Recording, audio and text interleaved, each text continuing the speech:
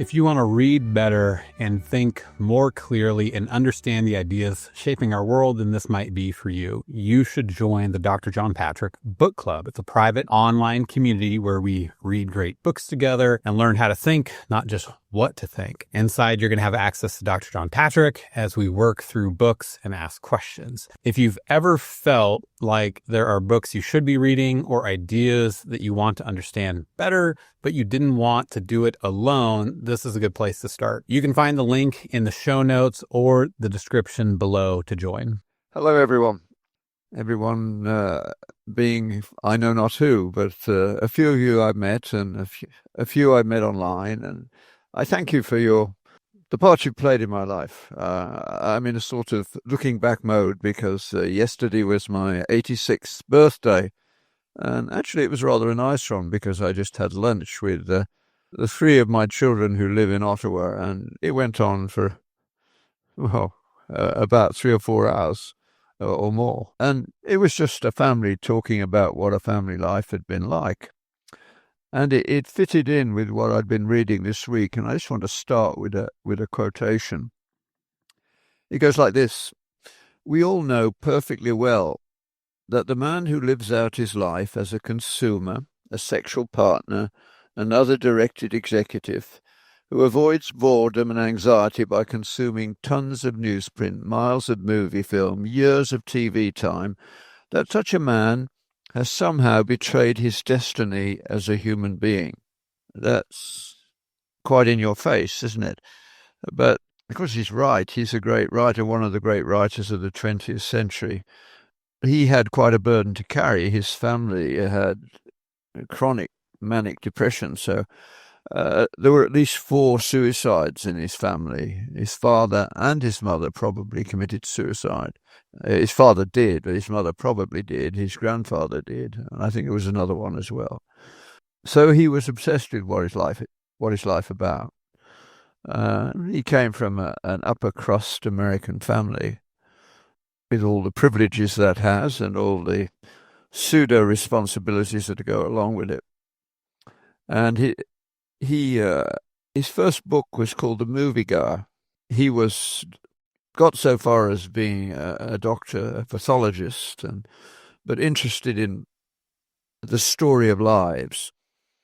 And he got tuberculosis from doing postmortems on people dying of tuberculosis. I mean, we're talking about before the arrival of anti-tuberculous drugs. And so he had to take a break. He'd begun writing little bits here and there, and tuberculosis was quite productive for him and also for Thomas Mann, both of whom went off to sanatoria, which was the only thing that we really had available and had nothing to do but write. And Walker Percy wrote The Moviegoer. The anti-hero of the book is having great difficulty deciding what life is all about. Both sides of his family think he's an idiot. One side thinks you don't need to be told, you just get on and do with everything that's coming. And the other side thinks it's all been laid out for you. And he said, I don't understand either group. What is life about? How does it work? The only way he could cope for a long while was by going to the movies and turning it all off. It's astonishing that a book like that can grab your attention. It's very, very readable. And self-recognition is almost inevitable particularly if you have a medical background, because he went in that direction, but by no means necessary. He went on to write a series of books, all of whom are well worth reading. The last one is the last self-help book, which is hilariously modern, has no psychological or philosophical depth, and points up all the problems that arise from that with a very light touch. So if you're in need of a different sort of book, not a page-turner pulp fiction, but something that makes you put the book down, like that paragraph I read to you, well, not paragraph, a couple of sentences, you can stop and think about that for a long while. I mean, those of you who listen to this podcast know that I love poetry precisely because it has that capacity to say in a few words a lot more. Yesterday, at one point, I was we were talking, and into my head, I didn't say anything about it at that time, is that line, let not ambition mock their useful toil, their homely joys. And at that point, I couldn't remember where it was from. So I wandered away in my mind. Actually, it didn't come back till this morning. It's Gray's Elegy. But so many lives have nothing in them beyond treading the same path that their family has trodden for a long while, until we get to the modern world where it's all falling apart. And you can't predict where it will fall apart. One of the conversations yesterday were about a young person who decided she wanted to go into an aspect of films that has been totally taken over by AI. So she was just getting ready to do it, and it's gone. It's not done that way anymore. No, this has been a recurrent problem throughout the history of the world, hasn't it? That whenever somebody invents something, the Industrial Revolution was not easy, particularly in the north of England. A lot of families got by on weaving in the home, hand loom, because a hand loom could be kept out of the range of 2-year-olds and you could stop and deal with them. It was a way of making the family's life functional that was compatible with the family. And then along came automated weaving, and boom, it's all gone. And you had people so angry they broke up the machinery. You can't stop it that way. Once it happens, it happens. I mean, just before I went into medicine, there were physicians who had spent much of their life looking at how you could produce antibodies in tuberculosis, and all sorts of nostrums were pushed around. And then along came the anti-tuberculous drugs, and the need for respiratory physicians dropped away like, well, I don't know, snow after sun. They were needed. They found other jobs, but it wasn't satisfying. You never know when you're going to be made redundant, and you don't know when you're going to get pulled back either. I mean, it occasionally happens the other way. One of my uncles was called back by Rolls-Royce when they had trouble with their carbon blades at the beginning of using carbon blades, and they couldn't do it with the machinery. They needed a toolmaker to do the little bit that was needed. They soon fixed it, and computers learn, don't they? And they do it perfectly. I mean, my grandfather, one generation further back, was proud of his performance as a first-class toolmaker, again, Rolls-Royce trained. He could work to a 10,000th of an inch, he maintained. I don't know whether it was true or not, probably was. But that's nothing now, is it? Nanometers or smaller can be done in various areas, and for various machines are necessary. The average production car now is engineered to tolerances better than Rolls-Royces of the 1930s. Such is life. Walker Percy captures this element, the fact that for so many people, life never takes off. They go through it, going through the motions of what was done before and what's going to be done next. And when we look back on our own lives, the things that you remember, when we were talking yesterday, of course, it inevitably went back to the fact that we all packed up and left England when I should be starting a consultant job, and went to Jamaica for 7 years, which was a wonderful experience. And then we went to North America, but started taking the summers off to go to Africa. And those summers in Africa, in the poorest part, I mean, literally we would be a dozen miles from the road quite often in the Itumbi Mountains. But they were wonderful experiences for teenagers, and they all spent their summer saving little African lives from malnutrition, which happened to be my specialty, and a whole other story that I've talked a little bit before on this. But those trips, for all of them, are a permanent part of their life.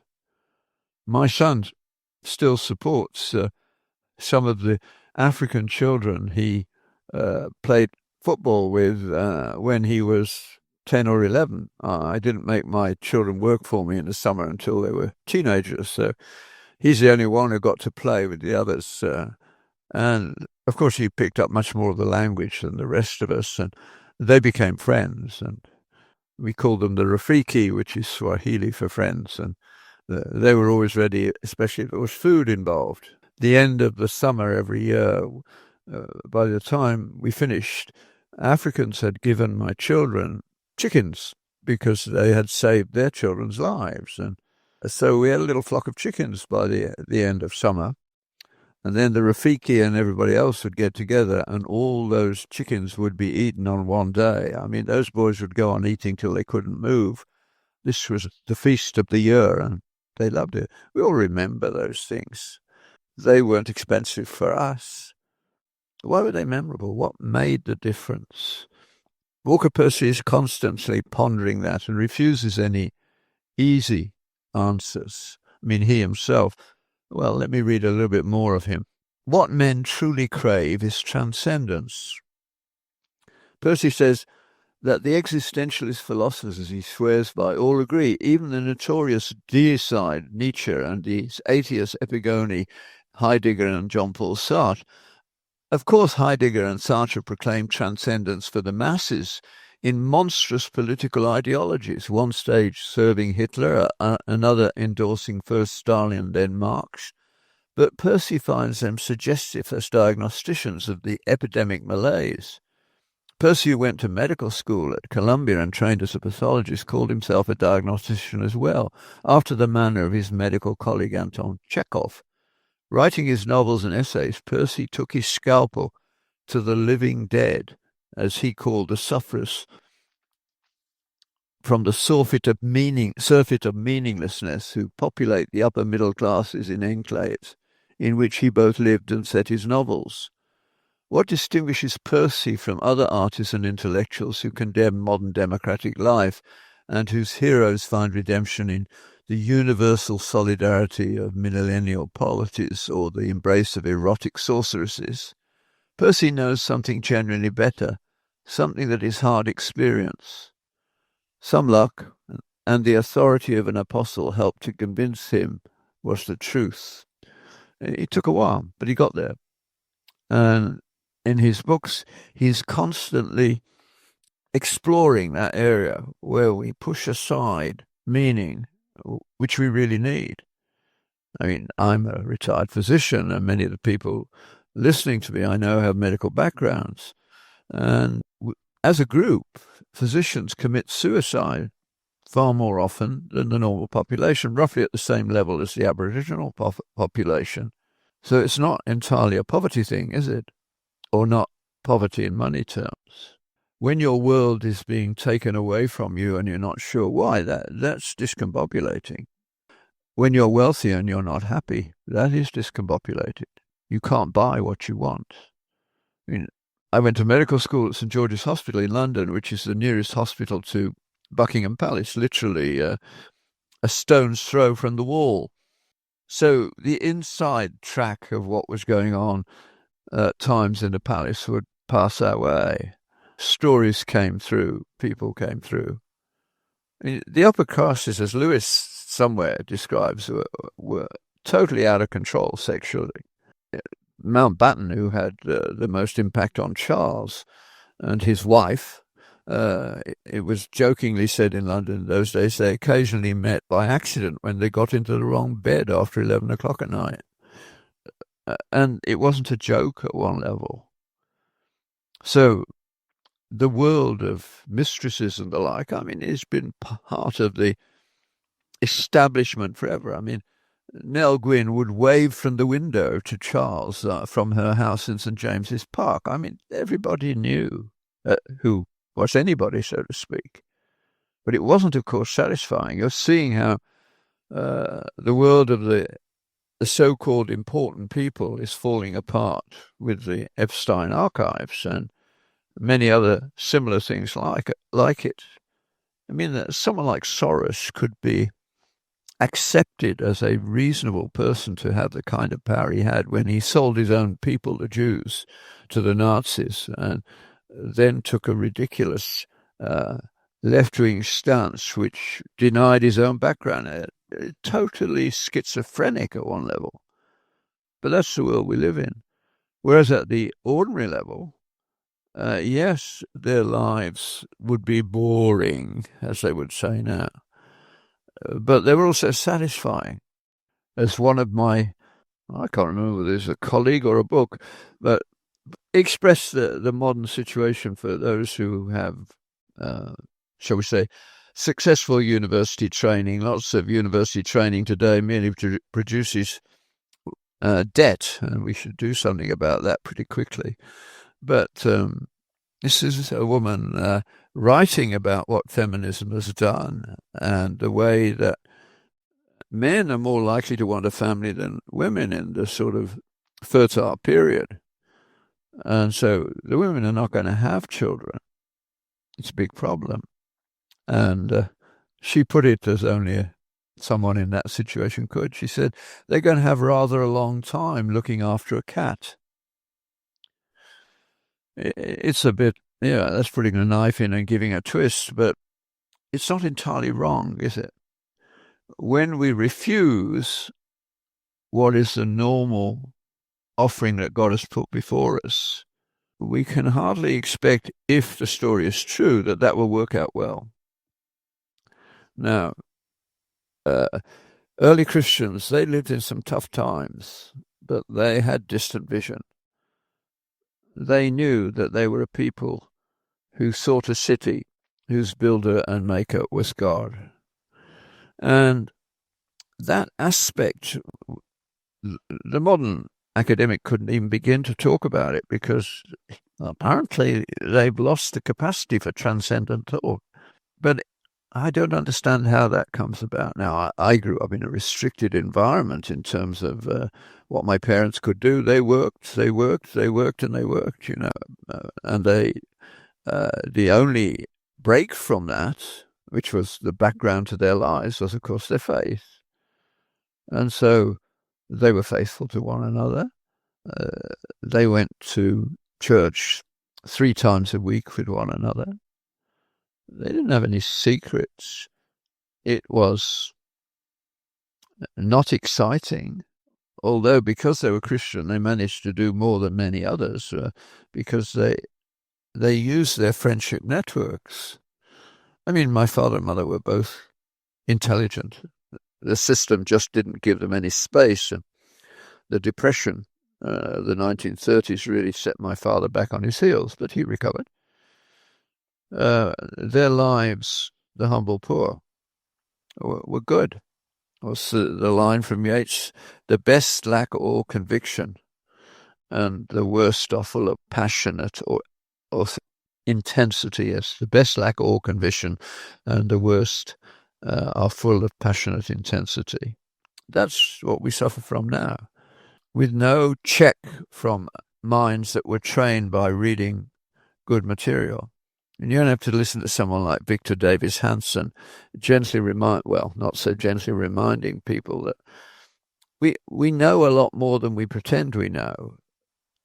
And some history would help. And there's hope that something is happening in that area, but the universities need to be scourged at the very least, and certainly a very simple solution that could come up with, just as, for a long while, Harvard has expected its scientific staff to raise their own funds. They should do the same with the arts faculty.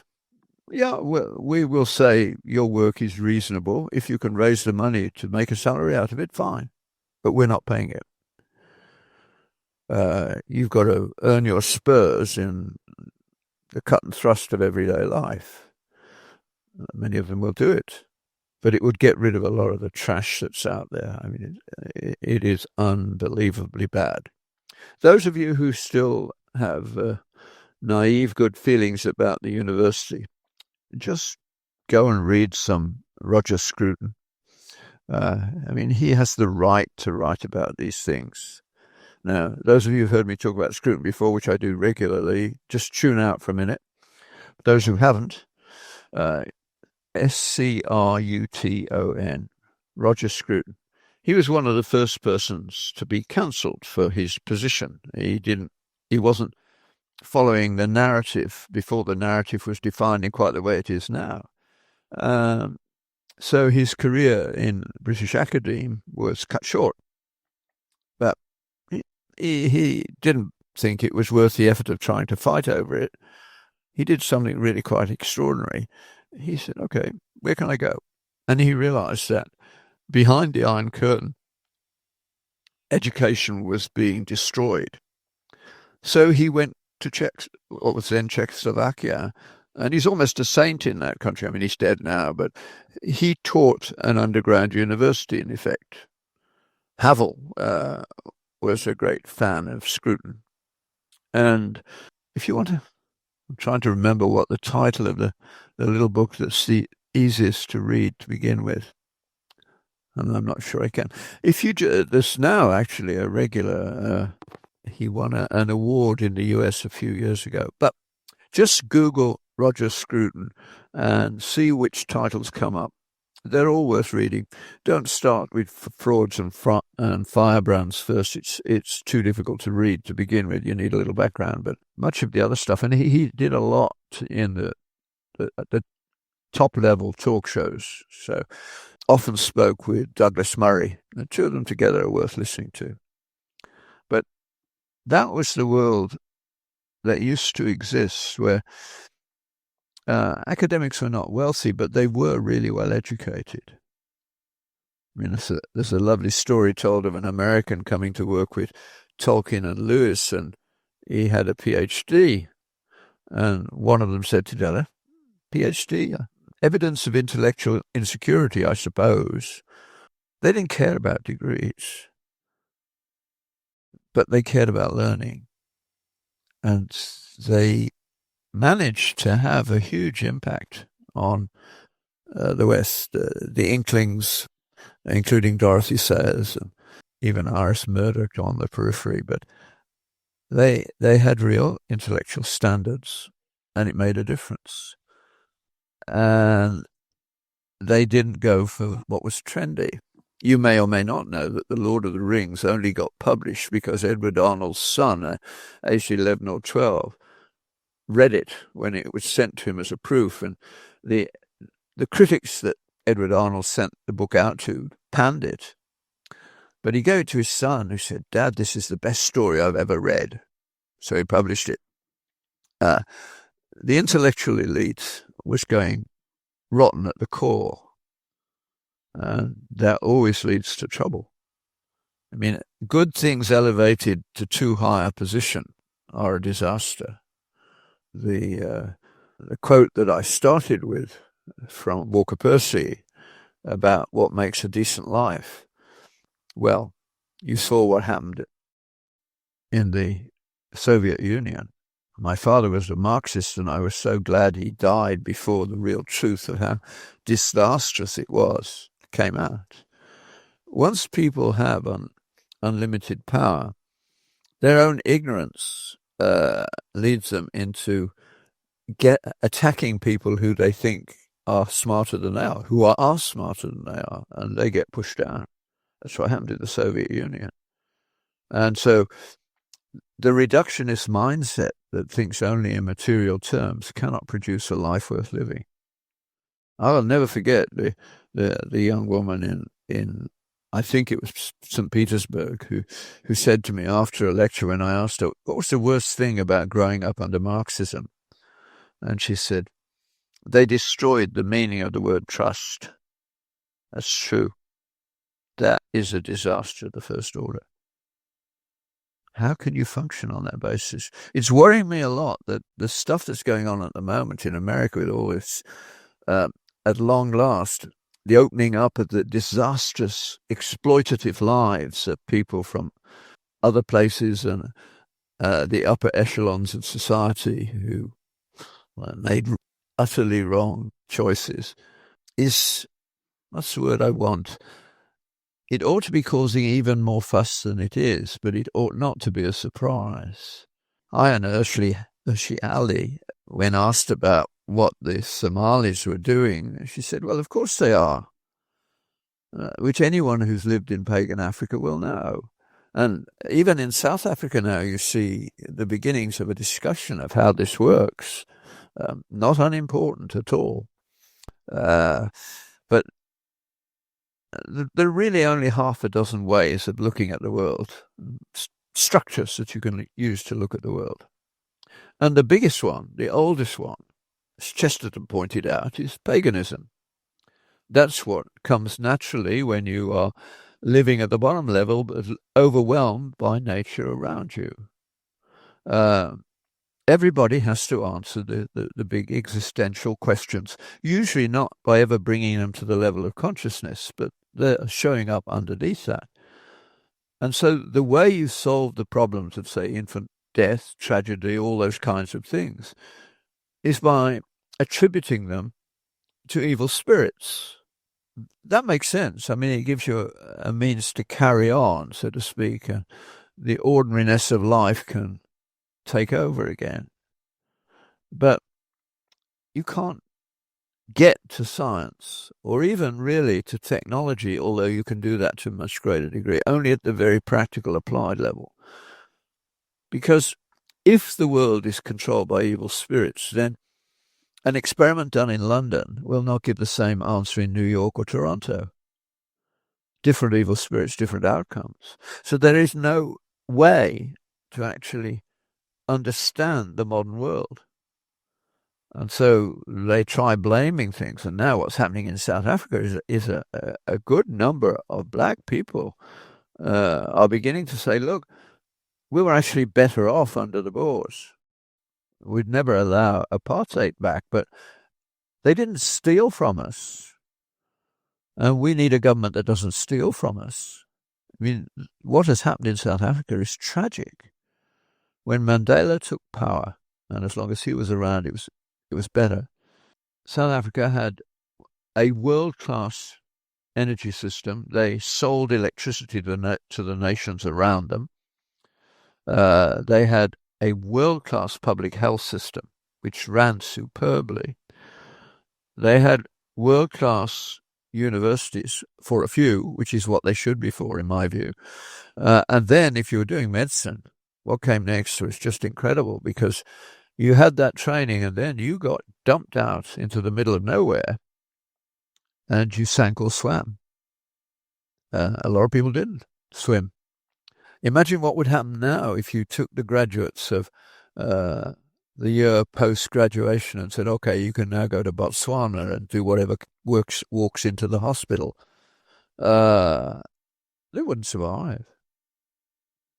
But that's what happened in South Africa. I mean, one young man that I got to know when he was a medical student in the 1990s ended up, when he'd finished his training, he went out into the Transkei. And on one occasion, he only had a year's training in actual practicalities and responsibilities before he went off. And he delivered a baby, and then the mother wouldn't stop bleeding. He packed her uterus 2 or 3 times. There's still bleeding. And he told me later, he said, the only thing I could do, thank God for cell phones, he said, I called my Obsolescence boss in Cape Town and said, boss, I need some help. And he said, can you call back in an hour? And he said, no, I can't. And he said, tell me why. Well, the boss is just about to teach the residents. And he listened, he said, we're going to do this, you and I together, with all the residents watching by cell phone. So he did his first hysterectomy, directed from N 100 miles away, directed by cell phone. That's wonderful. But he was the kind of guy who wouldn't panic, and he did it. And that's an important aspect of the exercise. But now, people, I had an email not long ago, and the guy is retired. He said, I'm so glad to retire because I was certain they were going to come after me to cancel me because of my views. That's not acceptable. that's really worrying. I don't know what the end point is going to be, but those of you who have children know that they're not learning as much as they should. And in particular, I had an email just a couple of weeks ago from a student who said, "I've heard you talk about memorize and dump, and that's true, but what do I do about it?" Well, he sent me the task, and I will be responding with him. Since he's from Edmonton and I'm going there in a few weeks' time, I hope we will meet. I've only got about 500 items in my inbox to get through. It's an impossible task because my fingers don't type very well, and I live by avoiding screens as far as possible. Even looking at my computer, I can demonstrate to my own satisfaction that if I indulge watching it, my concentration span will drop.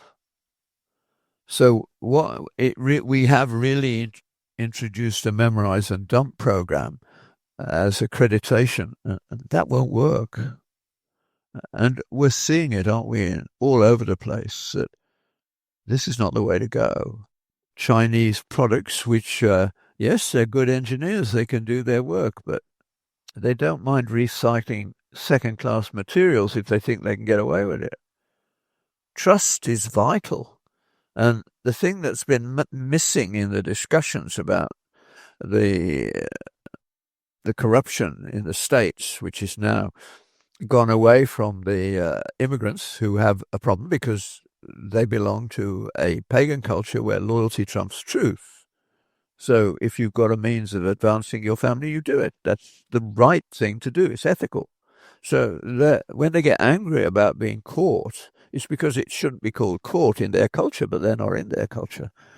And the people talking to them don't seem able to talk about that aspect of things. There's not been any real discussion at that level other than in a few select places.